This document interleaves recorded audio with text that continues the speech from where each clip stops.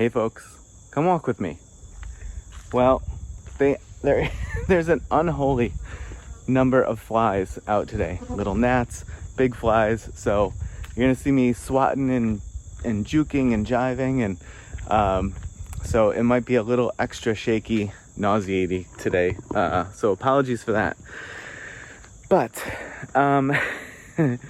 I have been thinking for the last several weeks, and I know I alluded to this in maybe one of my first videos, maybe the first video on this Walk With Me series, about the grievances of the ultra rich today.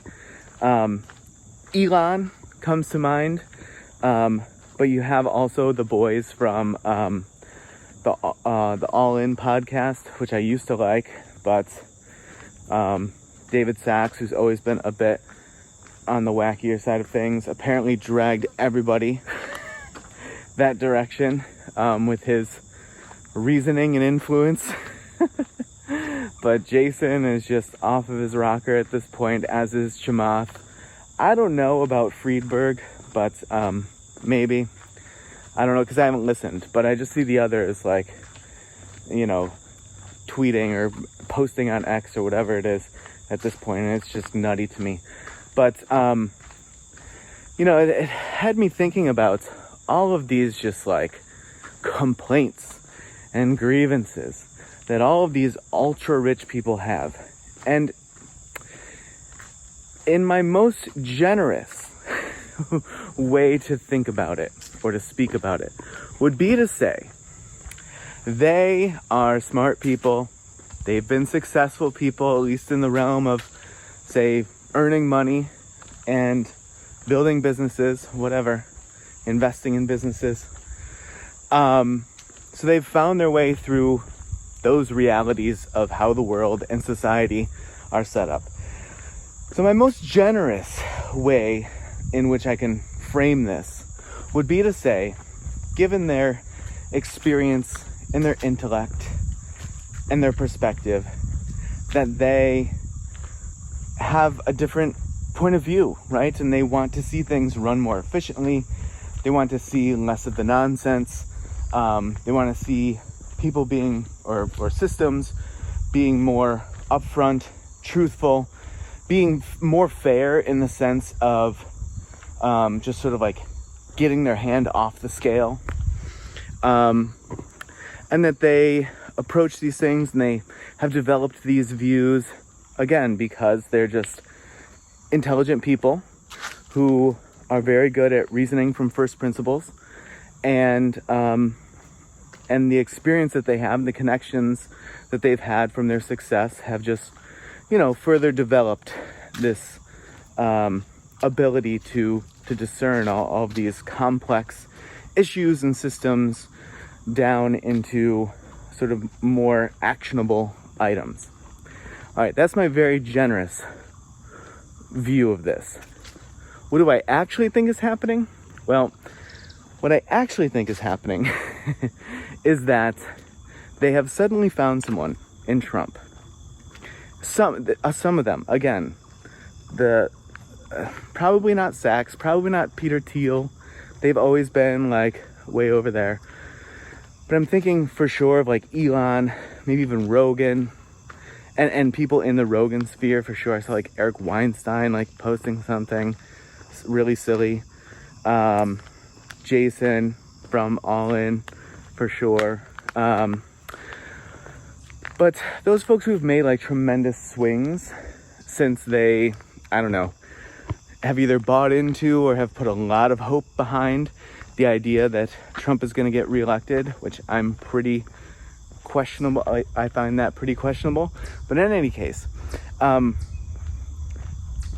what I really think is happening with those folks and anyone who sort of fits that same criteria, I think that they have as much money as they could ever spend, and their next generation and their next generation and whatever. And they have a lot of power and influence in their sphere. However, they may not have the ability to wield a lot of global or national influence from the perspective of policy, social change, the ways in which the systems are integrated or are set up or run, they may not have a lot of influence in many ways from that perspective. Things outside of the scope of business and investment and just the financial structures, marketing for sure. And what I think they see is a chance in Trump to jump on, and knowing that Trump values fealty above all, right? As long as you are loyal to him and you'll carry water for him and you will back him up and do his bidding, that's what he views as the most important thing. And that's how these folks can get a seat at the table without having to come up with any complex or intelligent, coherent thoughts or coherent ways in which they would solve certain problems, because that's not a value that Trump has. That's not a thing that Trump does. But they do know, in this particular instance, in this one moment in time, they have a chance to get very cozy to power, and with somebody who they suspect, I believe, would be very willing to use that power sort of willy-nilly, in the sense of he'd be very flexible in not worrying about someone's credentials, not worrying about somebody's motives, and just being very willing to place people in certain positions of power, give them access to certain people or systems of power. Again, just because they're loyal, right? And they'll kiss the ring. That's what I think is happening. That's why I think all of these ultra-rich or the ultra-rich that fit the criteria that I'm describing, I think that that's what this whole juke and jive and all of a sudden have all of these like very tied to Trump views. Apparently they don't care anymore that the dude tried to overturn the results of the last election, couldn't get anything going in court, and then, riled up a bunch of people to attack the Capitol and the police. I mean, if that had happened from the liberals, like, they would be relentless in talking about that, right? They wouldn't just give that a pass and be like, oh, it doesn't matter, there's all this other stuff. They'd be like, get that person out of here. They shouldn't be anywhere near any of this, right? And that's just true. And I think anyone who tells you otherwise, if Obama had done that, Biden did that, they're completely lying to you if you think that they wouldn't just be absolutely up in arms and unrelenting about that sort of thing. So set all of that aside and just carry the water, right? Carry the water for this person, because here's your one chance. And guy's getting old and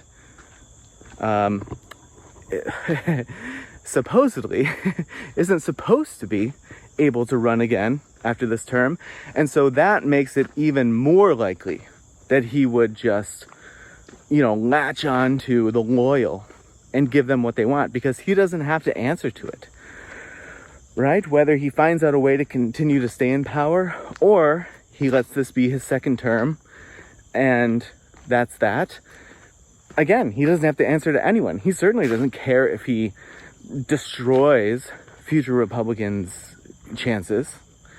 And he wouldn't have to, go out there and answer any questions and be beholden to anyone. Not that I really feel like he feels that he is anyway, but at least to the extent that the ballot box matters. But that's my supposition. They see a chance to get close to power. They know that he's likely to just go hog wild if he gets in there, because it's 4 years and he doesn't even have the opportunity to, or shouldn't have the opportunity to run again or to stay in power beyond those 4 years. Who knows what will actually happen? And so I think that this is their chance, and they're trying to latch onto it, much like they would anything else. Taking control of Tesla, taking control of PayPal. You can look into those histories and figure those things out for yourself. Especially as you talk about Peter Thiel, Elon, and David Sachs.